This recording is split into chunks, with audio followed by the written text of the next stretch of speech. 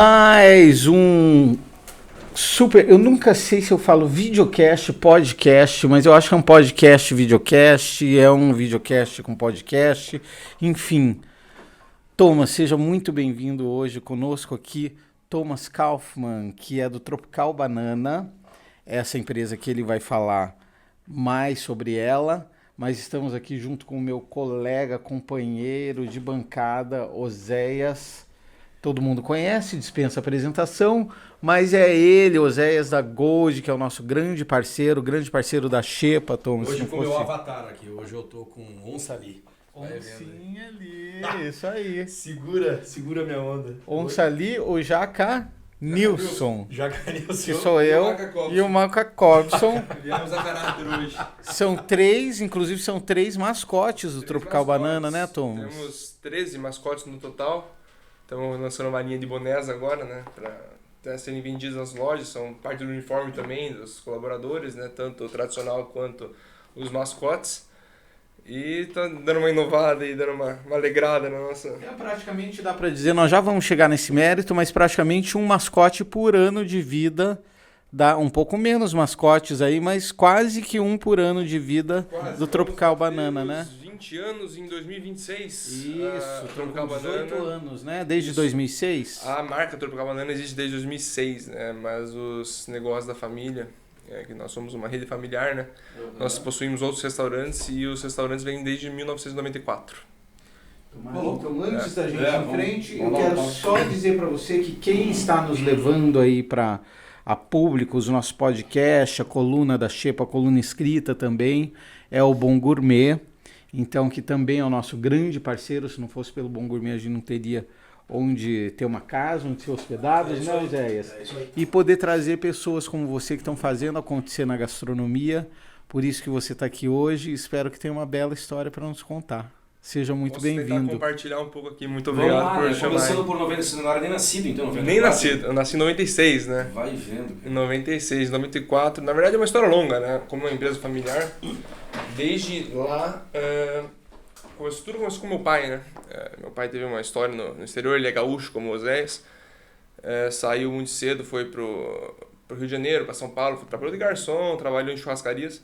Então desde praticamente infância, né? Era menor de idade, já mexia com alimentação. Tá? Garçom, churrascaria, passava carne. Lá no Rio? Lá no Rio de Janeiro e depois São Paulo. No Rio Grande do Sul ele nunca trabalhou com isso? Nunca. Daí ele foi muito cedo, né? Saiu de casa muito cedo, de Ronda Alta, interior de Passo Fundo.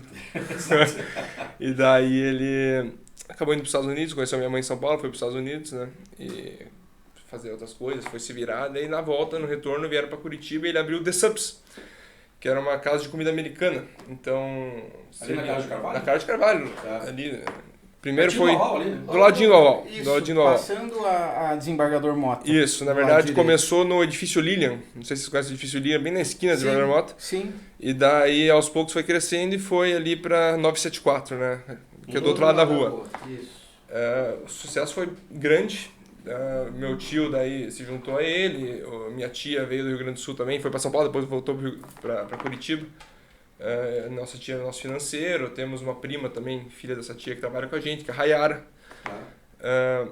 Outra tia também já participou da empresa, então é uma empresa muito familiar, né? Uma empresa muito familiar e foi crescendo aos poucos, né? Então tivemos várias marcas de gastronomia. Com o The Subs, ninguém fazia salada como refeição. O The Subs foi o primeiro a trazer esse conceito de salada como refeição, né? Cheesecake. Da Praça Espanha ali, né? Para as pessoas se localizarem um pouco mais. Isso, e ficou bastante tempo ali, inclusive, né? Desde 94 até meados de 2016, eu acho que a gente acabou vendendo a operação, né? Continuou mais com os proprietários. Eles trocaram o nome depois de um ano e acabaram repassando e fechou, né? Fechou. Virou The 80s, eu acho. The 80s. O The Subs mudou muito, né? Durante o tempo, né? Ele começou trazendo submarine sandwiches, né? Tipo Subway, batata recheada, cheesecake. Ninguém fazia cheesecake. Brownie com sorvete. Ninguém fazia brownie com sorvete. Depois teve uma onda gigante de brownie com sorvete. Então foi muito inovador a época, né? Meu pai foi muito inovador nos meados dos anos 2000 ali, trazendo muita coisa nova. E foi abrindo outros ramos, né, de gastronomia e restaurante. Então, ele se firmou no Shopping Estação à época. Ele abriu um The Subs lá e foi abrindo outras operações. Então, a Papone foi uma segunda marca nossa que a gente desenvolveu a massa interativa, que o Spoleto faz hoje. Então o Spoleto passa na hora, na frente do cliente, sabe? Ninguém fazia. Isso, o cliente escolhe um molho que vai em cima ali na hora, né? Tá. E daí teve cafeteria no Shopping Estação também, teve na Carlos de Carvalho, ali na esquina com o Prudente de Moraes, teve um bistrô chamado Calf. Tem um restaurante corporativo. Calf, eu lembro muito. Calf, sim. Ainda existe, né? Ainda existe, ainda usamos a marca. Mas mudou, ele saiu dali, né? Saiu dali. Calf é onde hoje é o Janela. Onde é o Janela. Isso. Exatamente. Hoje é na esquina da Prudente, tá muito bonito ali, por sinal. Reformaram tudo, né? Tá muito bacana. Tá uma área gastronômica bem bacana ali.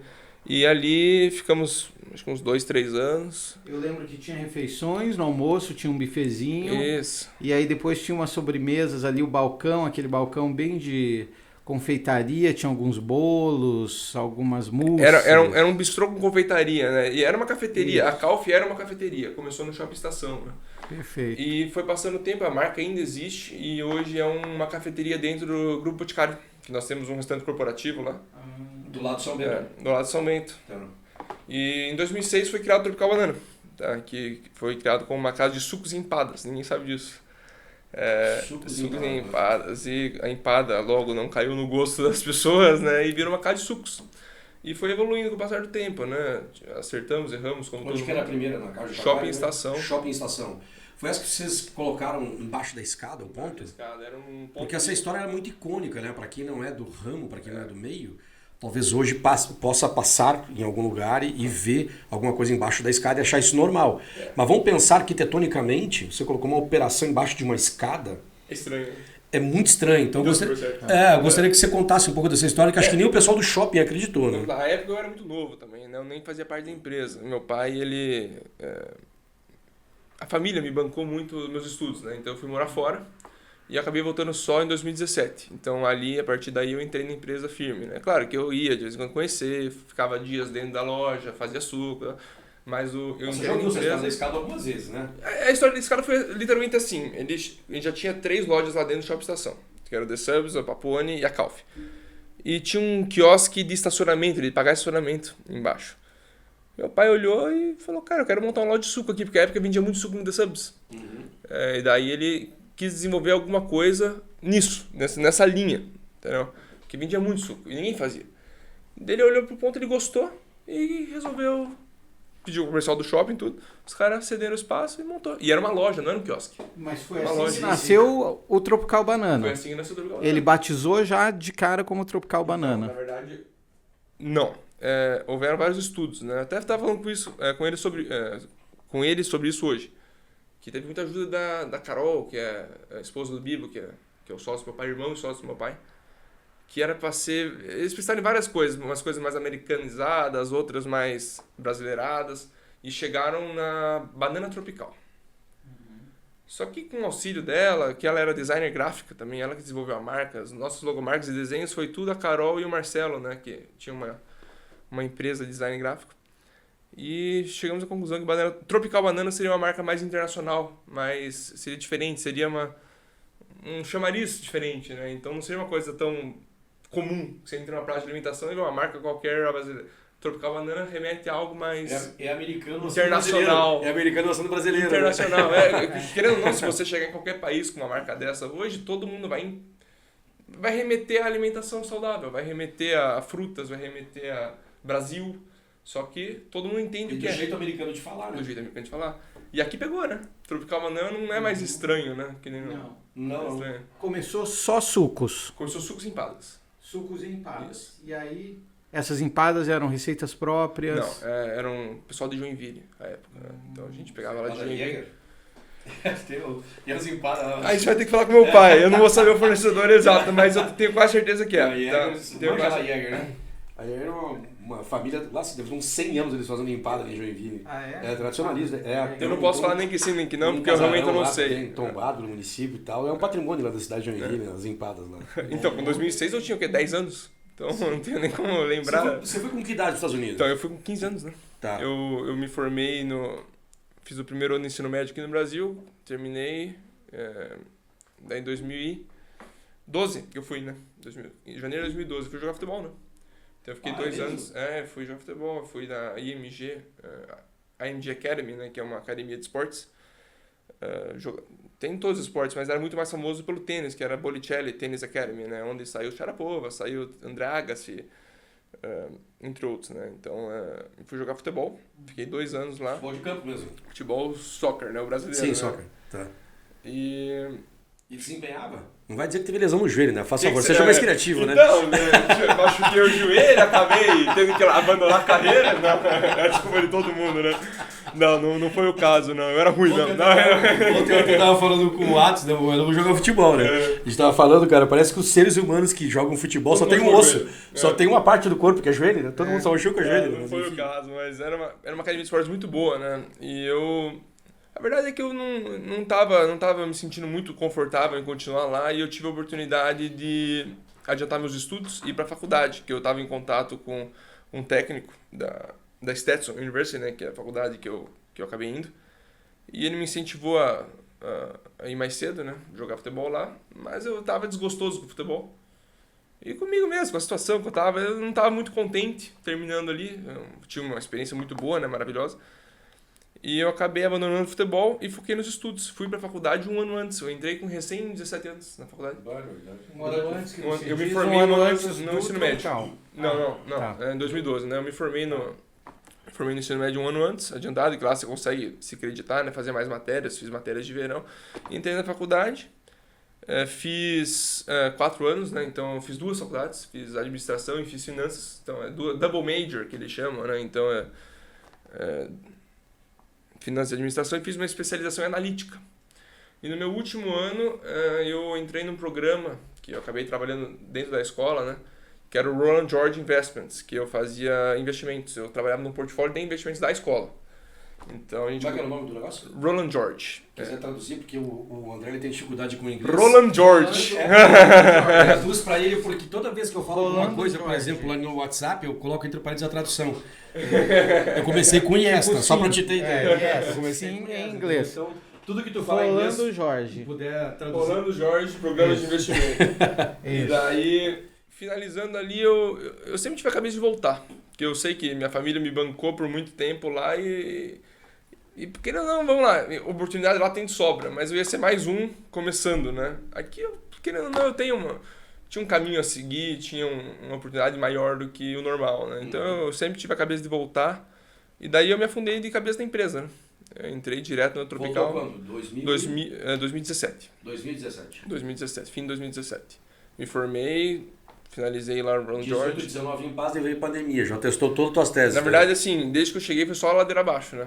Não teve momento de paz, né? Você pegou logo depois da crise ali, da deposição da Dilma. Foi impeachment Dilma. Sim. Copa do Mundo que deu tudo errado. Copa do Mundo. Quando foi 14, né?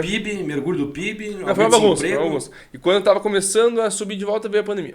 Sim, exato. Pandemia. E agora sim, a gente tá desempenhando bem, não podemos reclamar. Vocês tiveram ali, eu conheço um pouco da história, acho que é bom a gente colocar isso para o público, que vocês tiveram durante anos, né, um aumento muito forte de número de lojas e depois até mesmo antes da pandemia vocês tiveram que vir fechando lojas e agora estão aumentando o número de lojas de novo.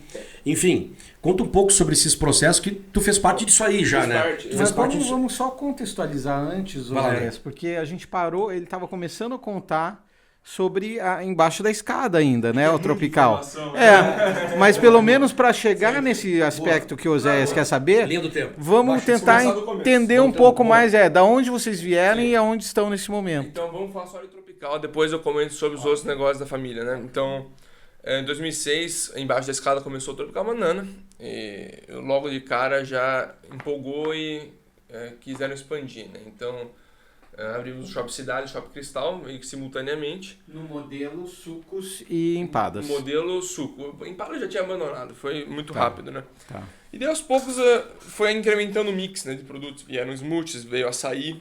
Ninguém fazia açaí, né? A época já começamos com açaí, creme de papaya, ninguém fazia, hoje não fazemos mais, mas já tinha no cardápio. E entrou o sanduíche natural. Então, sanduíche natural, frio e quente em seguida, né? E esse é o nosso mix desde então, claro, que adaptando um pouquinho aqui, um pouquinho ali, melhorando um item, trocando, substituindo. Mas os toasts, né? os Também. tostados, temos sanduíches naturais, tostados, paninis. Pãezinhos. Panini. Pãezinhos em italiano.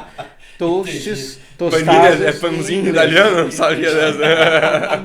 Pãozinho em italiano, toasts, Tu não fala em tostados português direito em que ia dar uma inglês. troglodita, cara. Parabéns, né? E daí foi aí, começou a expansão, né? Então a gente crescemos muito com pouca estrutura, essa é a verdade, né? Então tinha uma estrutura de pessoas bacana, mas não tinha uma retaguarda muito robusta. Então a gente não tinha sem distribuição, a gente não tinha produção própria, a gente não tinha nada, dependia 100% de fornecedores. Com quantas lojas? Chegamos a ter 30. Chegaram a ter 30 lojas. Entre próprias e franquias. Meu Deus do céu. Então teve... São Paulo até Porto Alegre. Então, São Paulo teve Morumbi Shop, Curitiba teve várias, né? Londrina tivemos 2, Balneário Camboriú tivemos uma no shopping, Blumenau 3, São José ali, região de Floripa teve 2 e Porto Alegre houveram 4. Isso. Meu Deus do céu. Hoje vocês estão em Curitiba, região metropolitana e Balneário Camboriú. É isso, né? Balneário Camboriú, isso. Estamos com 12 lojas, acho que mudou alguma coisa? 12 lojas e estamos abrindo a 13ª em Ponta Grossa em breve.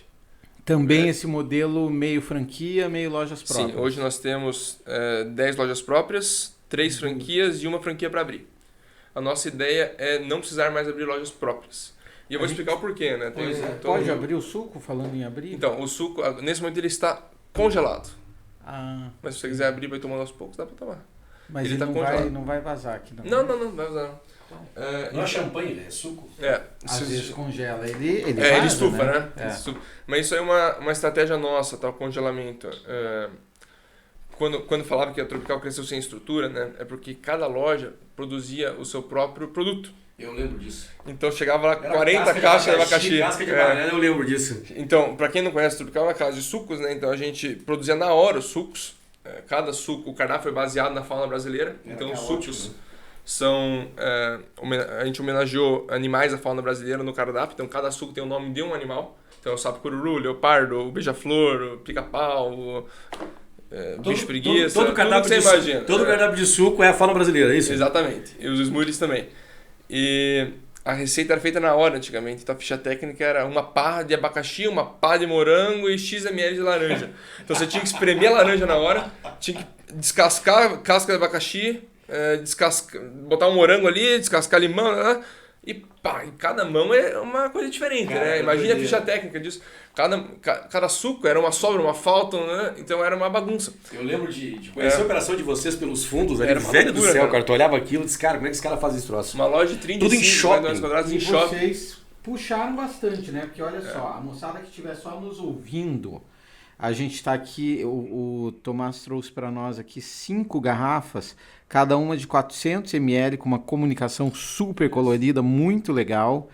E aqui um deles, ó, é suco de laranja. Esse que eu acabei de abrir, que me interessou muito, é o suco roxo.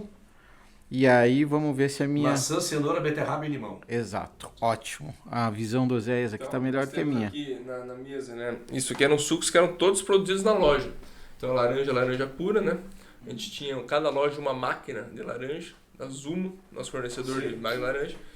Hoje deve estar 40 mil reais uma Magno Laranja dessa. Então imagine, nós mudamos totalmente o formato das lojas. Então a gente tirou equipamentos, barateou o investimento inicial de uma loja e melhoramos na padronização e na qualidade, né? E aí centralizou a produção. Isso, centralizando a produção. Então a gente cresceu muito, acabou fechando várias lojas, tá? E por várias questões, né? A crise ali 2015, 2016 ali foi muito pesada pra gente. Franqueados não aguentaram, tá? A gente também sofreu bastante. Tivemos que recomprar algumas lojas de franqueada e fechar algumas próprias também. E daí a gente sentiu a necessidade de se estruturar na retaguarda. Então compramos em 2017 nossa fábrica, que hoje é o nosso CD, né, nossa distribuição, que já foi lá, Pinhais, né? fica em Pinhais. Visita a gente. Nós temos ali uma área de produção muito grande, então a gente centralizou todas as compras lá e a gente produz tudo que vai para a loja. Então hoje você não precisa mais ter máquinas de laranja nas lojas, então a gente produz e manda laranja pronta. Não precisa mais ter abacaxi para descascar na loja, laranja, melancia, coco verde, nada, acabou. A loja não tem... Só para desmistificar então quem está vendo e ouvindo, Por exemplo, você disse que produz tudo lá na unidade central de vocês no CD em Pinhais e manda para a loja. Então você deu um exemplo lá, saiu, do abacaxi. Isso. Como que é? Descasca e manda em cubos ou você já manda na forma de suco, manda congelado e tal? E outra coisa que eu acho que é importante para esclarecer, algum tipo de conservante é necessário e tal? Então só explica para a turma entender o processo mesmo, faz favor. A gente mantém as propriedades 100% das frutas, a gente apenas manda congelado. Então a gente tem cada suco hoje, o sapo cururu, por exemplo, é morango, abacaxi e laranja. A laranja a gente manda separado, o morango e abacaxi a gente manda homogeneizado na porção correta. Tipo então, a polpa, aquela polpa congelada? Você poderia chamar de... Não é uma polpa, né? É uma fruta. É uma fruta mesmo. Então, a gente, congelada, né? algumas... Polpa de água. Algumas não, né? A polpa em si não tem, sim. mas, por exemplo, a maracujá a gente acaba despolpando para tirar a semente. Mas é só o processo de despolpar, é a fruta integral, né? integral. Então não tem alteração de nada, a gente não adiciona nada de conservante, é tudo processo de congelamento. Então a gente padronizou 100%. Então hoje a ficha técnica não é mais uma palha abacaxi, uma palha, é um kit fruta, um kit sapo cururu, por exemplo, XML de suco de laranja, acabou, entendeu? Então padronizamos 100%, tudo via congelamento.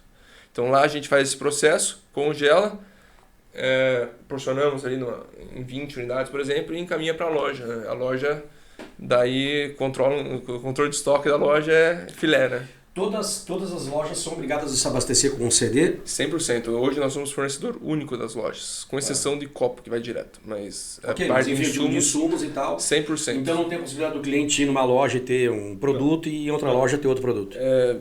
Claro que hoje... Isso é um problema quando vai franquear principalmente, então, né? é que a gente tem poucas lojas, né? Então o controle fica muito fácil. O cara só pode comprar da gente e ele não consegue comprar o que a gente vende em outro lugar. Porque ninguém vai fazer isso, em pequena escala principalmente. Ninguém vai Mas é que tem esse risco, né? Tem uma grande rede que eu não vou citar o nome para evitar qualquer tipo de problema, que, enfim, acabou virando tudo própria porque cada franqueado tá fazendo de um jeito, né? Sim, Então você ia comer uma comida num lugar, no outro era outro sabor, Só levava o mesmo nome. e todo mundo com a mesma bandeira, entendeu? E daí nós desenvolvemos aqui, para padronizar mais ainda, que tínhamos os sucos vivos, né? Que a gente extraía na hora.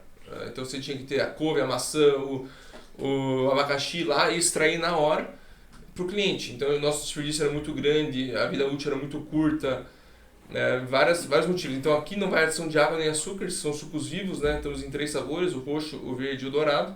São sucos que não vão adição de água nem açúcar, não tem conservante e vão congelados para a loja. A gente descongela e vende. Então tem uma vida útil grande congelado e após abrir tem Mas o cliente quer comprar 2 assim, dias. compra também. Compra, mas Na loja, né? compra, mas é difícil. O pessoal leva para casa, tudo mesmo. O volume é mais na loja mesmo, para tomar na hora.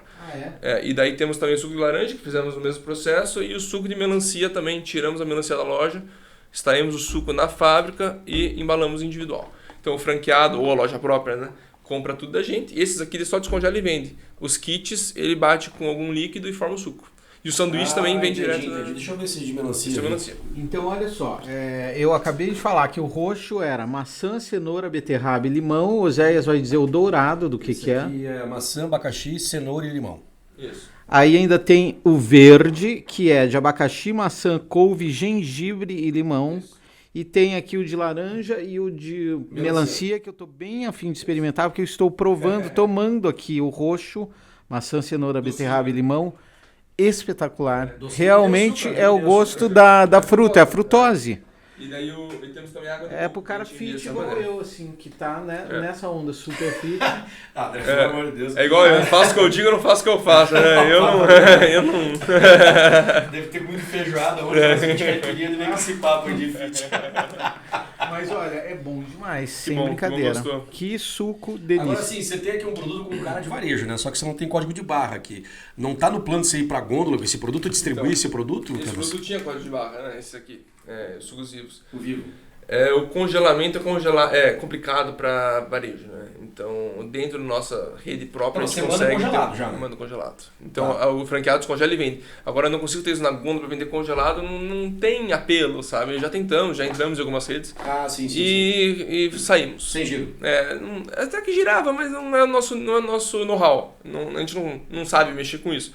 Então, a gente focou nas lojas mesmo hoje. Então, focado em nossa própria rede, em aumentar o número de lojas e fornecer para as nossas próprias lojas.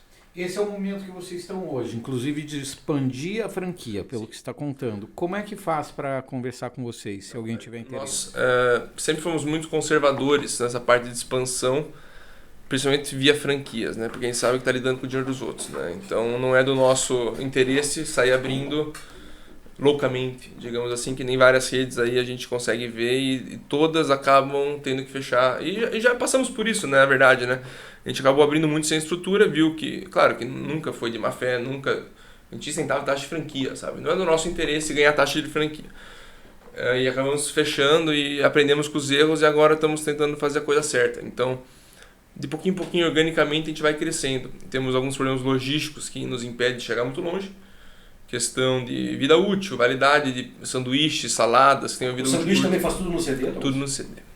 Com exceção de Balneário e agora Ponta Grossa, a gente já desenvolveu, né? Vamos aplicar em Ponta Grossa também, para ser produzido na loja. Então a gente mandar previamente pronto e ele apenas finaliza na loja, né? Entendi. É salada de frutas também. Mas a maioria vai tudo pronto CD? Tudo pronto. Aqui Quer em dizer, Curitiba vai tudo pronto. Alta perecibilidade, né? 100%. Então a gente tem uma validade curta, então de 1 mais 4, né? Então total de 5 dias. Quer dizer, aí um produz, depois mais um na logística e tem que chegar na loja e vender uma vez. É muito intensa a logística nossa, né? A gente tem uma frota própria, né? Temos 2 vans refrigeradas e um caminhão de fases, né? Congelado, refrigerado e neutro. Tripartido. Tripartido é a palavra, então.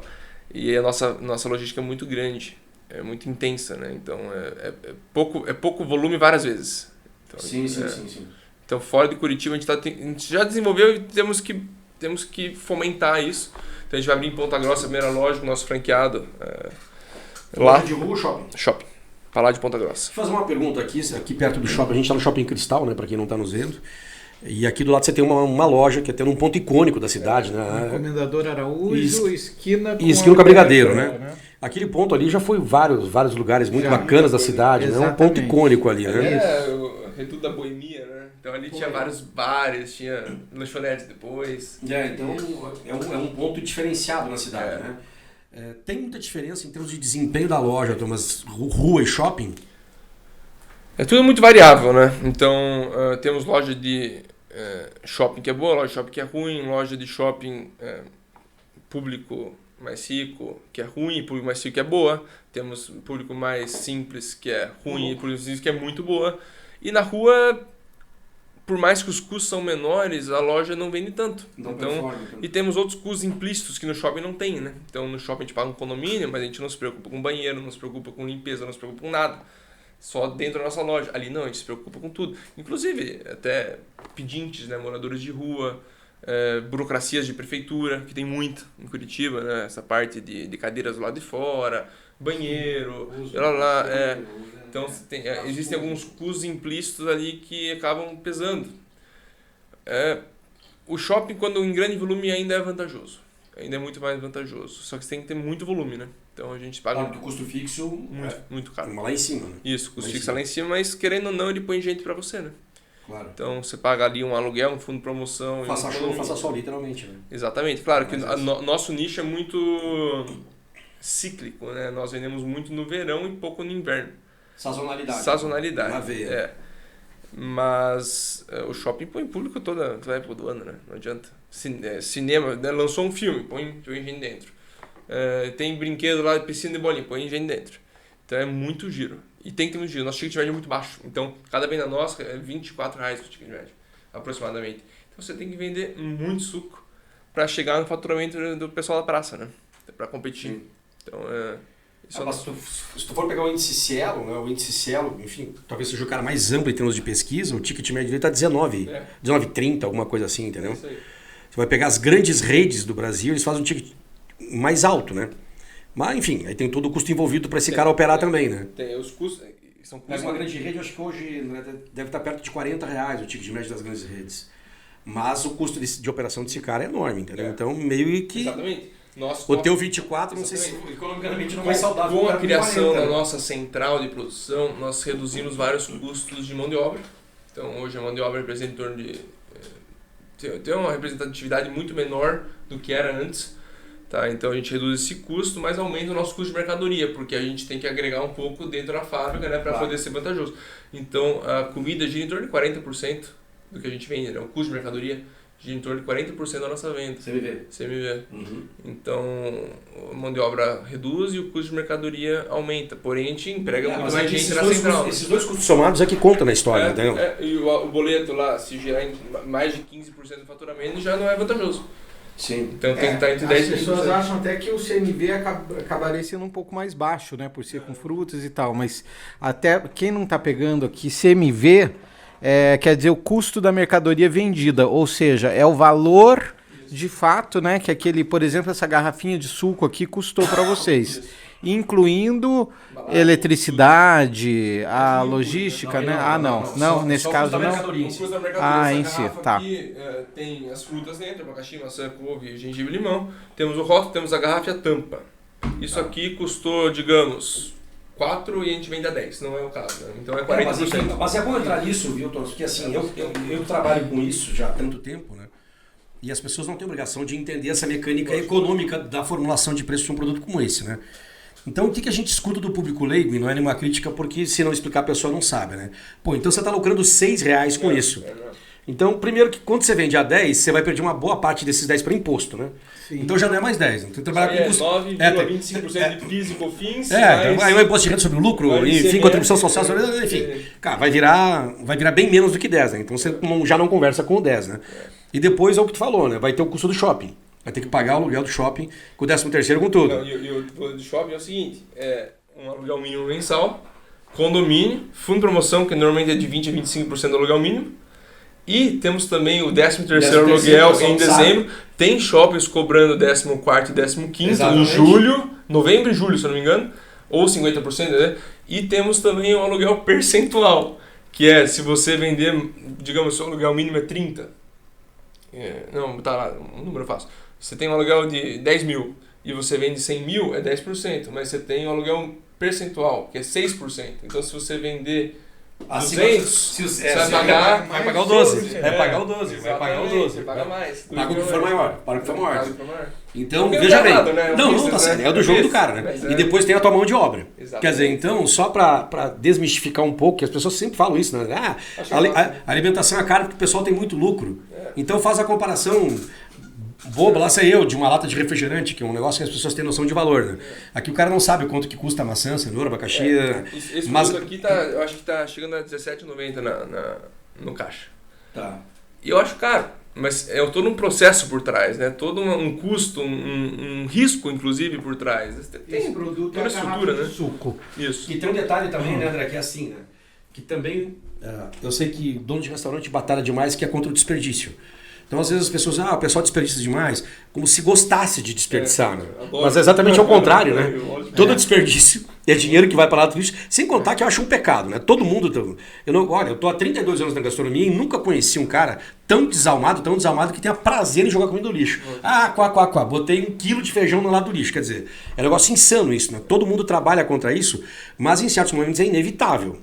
Até porque você pode ter um controle de qualidade melhor que você puder, mas eventualmente pode chegar uma melancia que não está no padrão de vocês e vira um problema. Eventualmente se abre fruta, ela não está no problema. E às vezes não tem a venda, quer dizer... É perecível. Quer dizer, isso aqui ele tem uma validade depois do congelamento de 2 dias. Se não vender, o que vai fazer? Vai dar para alguém vencido? Não pode. Você não pode doar, você não pode tomar, você tem que jogar fora. Claro que a gente faz o possível para minimizar isso, né? Muito pouco hoje nossa rotatividade é alta e a gente tem um controle muito bom, mas acontece e não tem o que fazer. É o desperdício, isso é custo. Então é uma garrafa, tudo vai ser dos 10 pila. Tudo vai ser dos 10 pila no nosso exemplo lá dos 10. O que ia ser 40% de CMV vira 100%, entendeu? Acabou. É isso aí. Quantos sabores de suco vocês têm na loja? Você sabe de cabeça? Porque é muita coisa, né? É muita coisa. Nós temos um cardápio de sucos tradicionais, então frutas básicas, né? Que daí você pode escolher como você quer se você quer com água, com leite. Pode escolher lá na hora, então, inclusive as frutas, o mix. Então, é que mudou muito. Desde que eu voltei dos Estados Unidos, a primeira coisa que eu foquei foi criar um ERP, que é um sistema de retaguarda e melhorar nosso sistema de vendas também. Então, por estatística, a gente chegou a algumas conclusões, que antigamente havia muita personalização na loja. Você podia misturar fruta. É que também tinha fruta ali, você podia misturar. Hoje não, hoje vai tudo porcionado. Só que a gente chegou à conclusão que, estatisticamente, não existia personalização. As pessoas não escolhiam personalizar. 90% dos sucos personalizados eram sucos com uma fruta e uma base. Então não fazia sentido. Então a gente abriu as bases e manteve um sabor só. Então hoje o cara pode escolher água, leite, caldo de cana ou suco de laranja para misturar com uma fruta. Nossa, caldo de Entendi. Caldo de cana, extraímos caldo de cana na hora.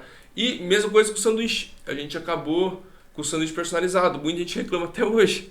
Mas a gente comprovou pra gente mesmo que não era mais viável personalizar na loja. A gente tinha que ter uma bancada só para isso, a gente tinha que ter 40, 50 insumos, produzir tudo na hora, manipulação intensa, muito desperdício, e fazer tudo na hora. A gente manda tudo pronto. Então eu peguei estatisticamente o que saía mais com cada proteína, adaptamos um pouco a receita e hoje temos 3 sanduíches, entendeu? E vai pronto. Então acabou. É muito mais simples, né? Então hoje na loja ali, vamos falar da loja de rua, aqui na Comendadora, aqui pertinho da gente, porque ali inclusive é uma loja grande, né, Thomas? Porque ali eram 2 lojas, se eu não me engano, antes de vocês ali foi o Green Dog e o Rog. E o Rog, né? Do Felipão lá, do Felipe. PH. Nós temos... O André Biotech também, eu lembro que fez um evento ali com ele. Fez. Pessoal bacana lá, o Felipe da Green Dog. Isso. O Felipe e a gente pegou deles a loja, né? Então, eles acabaram repassando fez pra o caminho gente. inverso teu, né? Agora ele tá nos Estados Unidos. Né? Ele tá lá? Tu veio dos Estados Eu não Unidos. sabia? Ele tá Que lá. legal. Ele faz um tempo já. Em Orlando, né? Eles Ou têm fora, ali na não sei se Vicente é ainda, né? Eles têm na Vicente Machado, Green Dog ainda, não sei se o Felipe faz parte. E tem ali também Do perto Juventus. do Museu do Olho, Que exatamente. bacana. E ali a loja é muito grande, a gente acabou fazendo a mesma coisa que eles fizeram, até por questão de custo, né? Então nós temos outras marcas, que eu tava comentando, e uma delas é de pizzaria. Então a gente acabou botando a pizzaria lá também. Onde era o Green Dog virou a pizzaria, a Papone. E onde era o Rog, a gente tem ainda a trocava, Papone? né? Temos. A Papone, na verdade, foi uma ideia que a gente trouxe dos Estados Unidos. Claro, a Papone antigamente era uma coisa, agora a gente trouxe uma ideia dos Estados Unidos que é uma operação chamada Chipotle. Você deve conhecer. Sim, que é o nome do molho, né? É uma culinária Tex-Mex, fast food, casual, aqueles nomes fofos, né? E a gente, fast casual. E daí a gente trouxe abrasileirando essa culinária. Então a gente vem lá no Grupo Boticário, a gente tem uma operação fast casual de comida brasileira. Só um pouquinho. Fast casual. Fast casual. É uma comida rápida e casual. Pega no celular e Informal, Oséias, em inglês. Fast casual. Fast Então, casual. o cliente hoje, ele escolhe a proteína que ele quer, paga pela proteína, o valor do prato varia conforme a proteína, frango, carne, linguiça, etc. E adiciona 4 complementos, arroz, feijão, macarrão, legumes, ele escolhe dentro que estão ali, salada inclusa e pronto. É uma linha de produção, assim.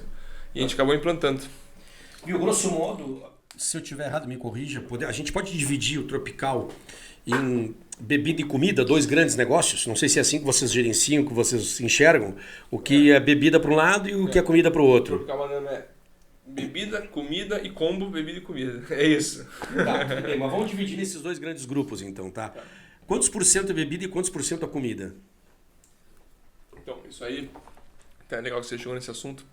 Em torno de 1 ano atrás, também estatisticamente eu peguei e era 70% bebida, 15% comida, 15% combo, que é os 2. Então, digamos ali, 75% do nosso faturamento vinha de bebida. Bebida eu incluo açaí, suco vivo, sucos e smoothies, né? Caldo de cana, etc. E nós montamos uma operação de quiosque.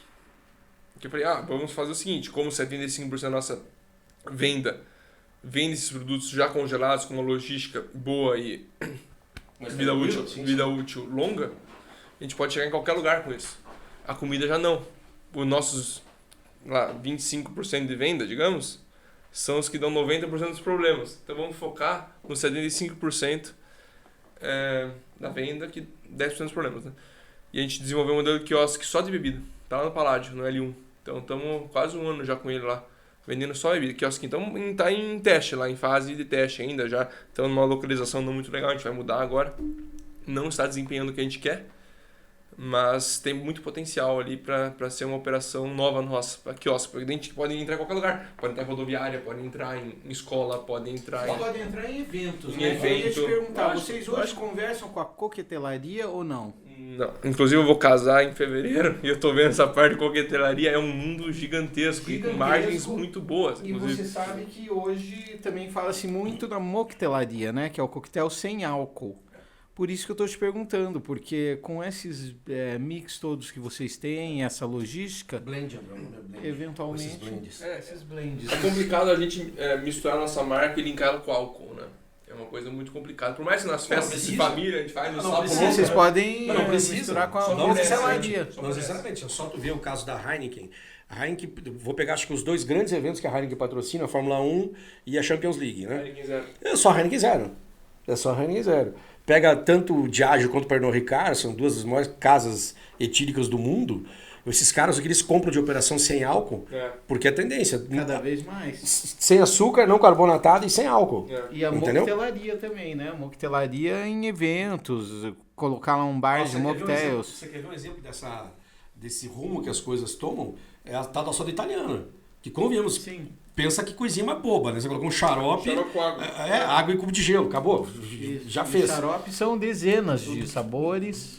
Dezenas. Pegadas. Água, açúcar e cor. Entendeu? Então, mas veja o quanto isso expandiu. Volta no tempo, 5 anos atrás. Quem tinha soda italiana? Ninguém tinha soda italiana. Pizza Agora... Hut, né? Eu ia na Pizza Hut tinha. Pois é, mas agora tu vai em tudo que é lugar, o cara te oferece uma soda italiana. Claro. Porque, Mas, enfim, é uma oportunidade de A negócio. nossa marca, eu acho que ela tem várias vertentes que ela pode seguir no ramo tanto da gastronomia como do varejo, né? Então você pode, ou varejo gastronômico, né? Que é o que a gente faz, na verdade, né? A gente pode ir para a área do supermercado, a gente pode estar na gôndola, a gente pode fornecer polpa para restaurante, a gente pode vender até roupa, souvenir. Então a gente tem um leque muito grande de oportunidades dentro da nossa rede, né? Se a gente for para o mercado, a gente pode engarrafar no suco sem problema algum, claro, que exige daí um processo de industrialização que a gente não tem o know-how. Mas nossa marca na gôndola ia cair Você super bem, falou né? de roupa, né? A gente passou, acho que a gente falou mais antes de a gente começar o programa do que agora em si, né? Fala um pouco sobre essas simpatias aqui, desses personagens, etc. E eu queria que falasse um especial de um grande torcedor do Esporte Clube Internacional, meu amigo Biboleta. Fala sobre ele aí. Conhece o Biboleta? Cara, eu nunca vi um cara que torça tanto pelo Inter quanto o Bibo, cara. mesmo? O Bibo, irmão dele. O Tiara, 2 grandes amigos meus, cara. Que eles são grandes torcedores do Internacional. Um abraço, Tiara. Um abraço, Bibo. O Bibo, o nome dele é interessante. O Bibo é irmão e sócio do meu pai, né? O nome dele é Ronilei Tonimar Kaufmann. Então a família tem uns nomes diferentes, né? Minha avó, ela conseguiu fazer essa façanha de ter 6 filhos e todos começarem com a letra R, o nome do meio T e daí Kaufmann, né? Então é RTK, tanto que o nome da nossa empresa, da Tropical, é RTK Comércio de Alimentos. E o nome do meu pai é Romário Tiaraju Kaufmann e o do Bibo é Ronilei Tonimar Kaufmann. Eu acho que minha avó... Tonimar. Ronilei Tonimar. E daí eu não sei porque acabaram apelidando ele de Bibo e ficou até hoje, né? Eu acho que ele levou sorte, digamos, né? E a história dos mascotes é muito simples, né? A grande maioria deles, a época que foi desenvolvida a marca, a gente juntou os nomes da fauna brasileira, né? Os animais, então o jacaré, o macaco, etc., cobra, vá. E junto com o nome de alguém que trabalhava à época. Tinha que pensar na cobra, né? Tem um suco, tem um suco no cardápio que eu indico muito, é o sucuri. Não sei se é um sucuri, é caldo de cana, mamão e banana, é uma delícia.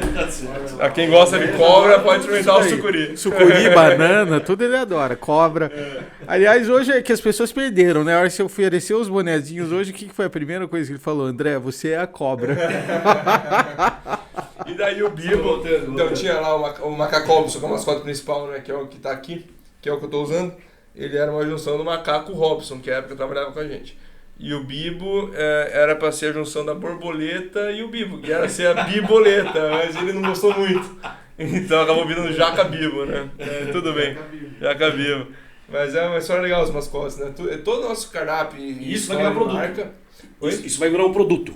ele já está na loja. Então a gente já está comercializando como souvenir nas lojas. Os bichinhos, inclusive, ou não? Não, só os bonés, só os bonés. E que aí uma curiosidade minha. Quem faz esse trabalho para vocês é uma agência, é uma house, fica dentro da empresa? Design, você disse? E até essa estratégia de comunicação de vocês, Interno. essa promoção do Tropical Banana, tudo é interno. Desde que foi criado, são as mesmas pessoas envolvidas. Então, na verdade, era a Carol, que era a esposa do Bibo, né? Junto com os sócios dela e o Marcelo, né? Que é o designer gráfico que até hoje desenvolve pra gente. Então, tudo foi desenvolvido por ele, essa questão gráfica. Todos os mascotes, a marca. Fizemos um rebrand muito grande, 2017, 2018, quando voltei também pra marca, trazer mais cor, né? Mais ânimo, mais alegria, né? deu uma clareada na marca, rejuvenescida. Então é tudo interno. Nós temos um prestador de serviço, digamos, né? Não é contratado. Deixa eu entrar num outro assunto já, da gente... Entrar e já saindo, né? Porque, infelizmente, não se tem... Certo, Tá acabando já? Ou tá só começando? Por isso que eu não quero perder, por isso que eu não quero perder a oportunidade. A empresa hoje, ela tem, digamos, 3 sócios, né? A Rô? Não, é meu pai e o Bibo. Tá. E temos um sócio também que é o Márcio.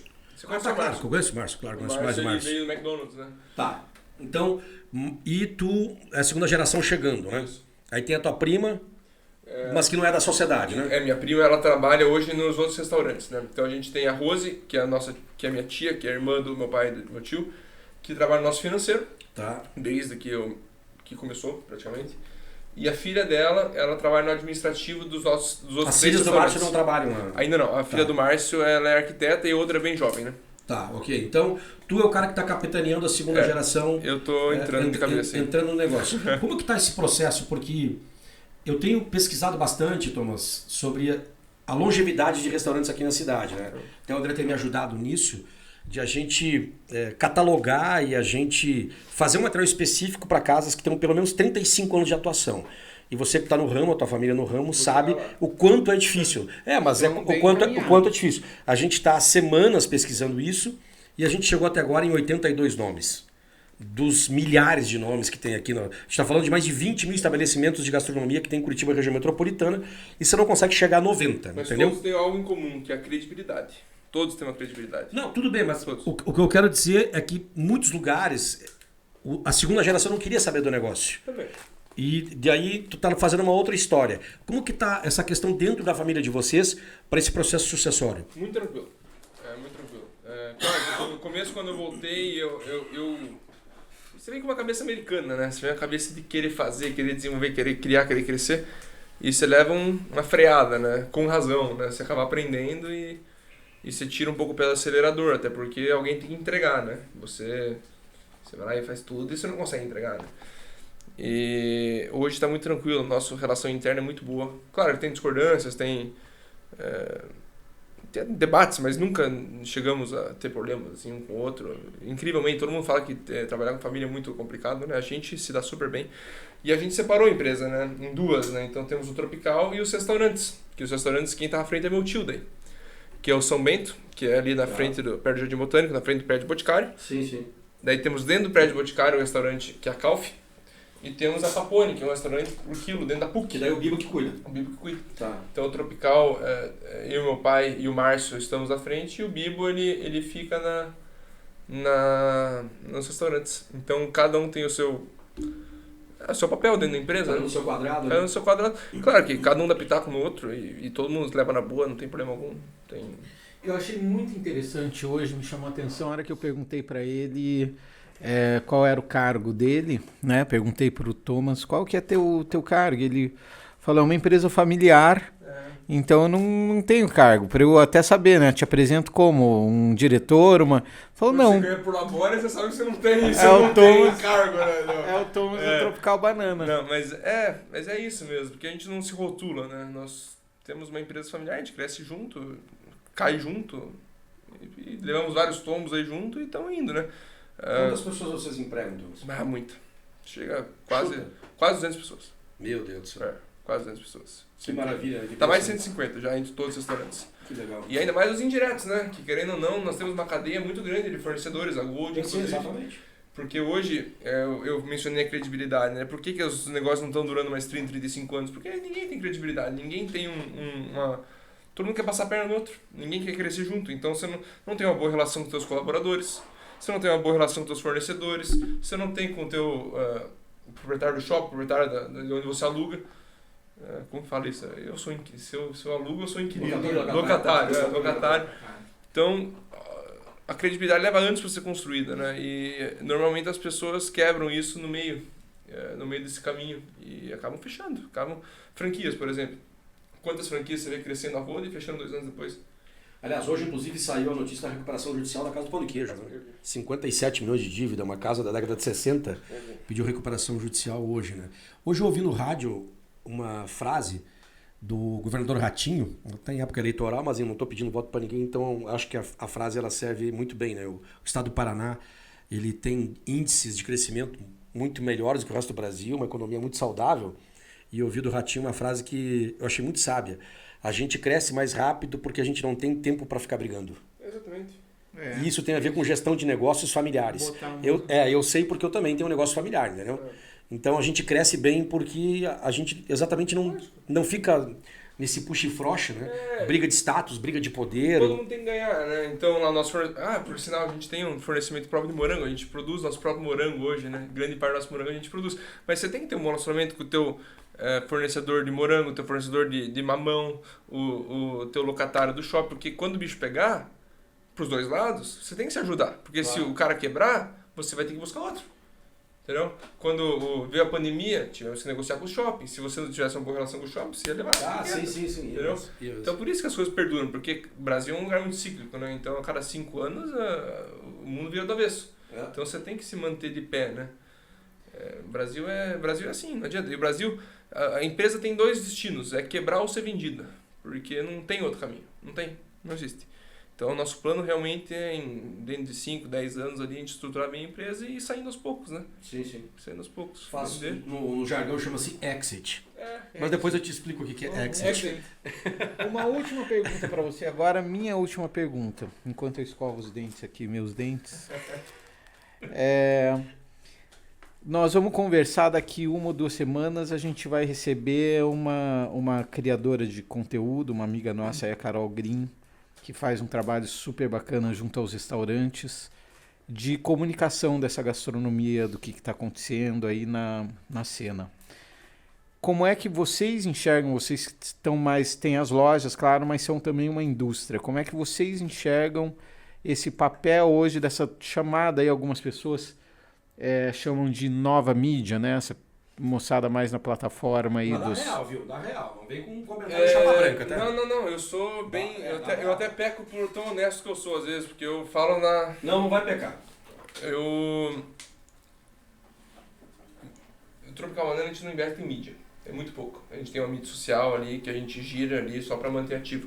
Porque eu não consigo ver o retorno disso. Eu acho que às vezes é até perigoso você se expor demais e o retorno é muito mais negativo que positivo às vezes, né? Dependendo do que acontece. Claro que a gente preza muito pela qualidade, pelo atendimento, então dificilmente a gente vem a ter alguma reclamação que afete muito a gente. Mas hoje todo mundo está em busca de likes, né? De cliques, de visualizações, então qualquer um está disposto a falar besteira na internet, mal do outro, para sair ganhando. Então isso é muita credibilidade que eu estou falando, né? Qualquer blogueirinho lá que vai lá no seu restaurante e não gostou, o cara te esculacha. Não sabe o que tem por trás, não sabe as pessoas responsáveis por trás, não sabe quantas pessoas empregam. E o cara vai lá e te esculacha e acaba com você da noite pro dia, né? Do outro lado também tem gente muito boa que faz trabalhos bons, né? Que tem algum tipo de conteúdo bacana para passar. E eu vou ser sincero, eu digo que eu não acompanho tanto. Tá? Então, tanto como empresa, a gente não financia muito isso, como não acompanho como pessoa física, então é complicado para eu julgar. Eu sei que tem muita coisa ruim e muita coisa boa, né? Não é chapa branca que eu tô falando, né? Não é os sapateiros, né? Você acaba, então, promovendo mais pelas vias tradicionais mesmo? Nosso marketing é a gente mesmo. Então, a nossa garrafa na praça, o nosso copo em cima da lixeira, a pessoa comendo e falando bem boca a boca. Esse é o nosso marketing. Porque se vai botar dinheiro na mídia, eu não consigo ver, principalmente pra gente, pra quem tem marketing digital, pra quem vende coisa online, é uma coisa, né? Agora, nosso marketing é apenas exposição de marca, eu não consigo. A não ser que eu quero vender franquia, né? Se eu quiser fazer esse pessoal vender franquia, embolsar 50 pila de franquia, eu volto lá na internet lá e falo uns números lá e vendo. Mas não é a intenção nossa. Nossa intenção é manter de pé e continuar vendendo todos os dias. Maravilha, Zé. Show, excelente. É isso aí. Tem mais alguma? Não, vamos tocando ficha, já estamos aqui, o tempo passa quando a conversa é boa. Então, só agradecer pela disponibilidade de tempo, a tua vida corrida, um cara que está tocando uma operação tão grande. Obrigado pelo carinho dos sucos. sensacional. Eu quero tomar mais. Você vai deixar uns aí? Eu Esses trouxe aqui, aqui. Eu posso pedir pra trazer outros aqui. Você trouxe sanduichinho também? Não trouxe. O que é isso? Que delicadeza. Se eu cara. tirar a loja dele aqui do lado, você pode uma quadra aqui, pô. Você vai ali do lado e paga. Ó, E parece consome. os blogueiros que Pelo comem de amor de graça. Deus, ó. cara. Vai que é ver isso? que Ó, os blogueiros que ele tanto critica, que querem comer de graça aí, ó. Tá fazendo igual. Ó, devolve o boné pra ele, vai ficar até chato pro convidado, nunca mais vai voltar aqui. Viu, brother? Falando sério, de coração, obrigado pela presença. Mano, Usa o espaço você também, se você quiser agora, mandar pô. um recado, uma mensagem, convidar as pessoas. Eu Fique à agradeço vontade. vocês pelo convite. Eu acho que é muito bacana o que vocês estão fazendo, expondo a gastronomia na cidade, né? Eu acho que poucos canais oferecem isso verdadeiramente. E obrigado pela atenção aí, por ser um parceiro nosso de tão longo tempo, né? A Gold ainda fornece pra gente muitas coisas, inclusive eu tava checando hoje, muita coisa fornece pra gente. Então eu agradeço bastante, sucesso pra vocês e vamos melhorar a gastronomia na cidade. é isso aí. Tropical Banana, muito obrigado. Muito obrigado. Tamo Valeu. junto, Thomas. Valeu. Obrigado. Tchau, Tchau, tchau. Até a próxima.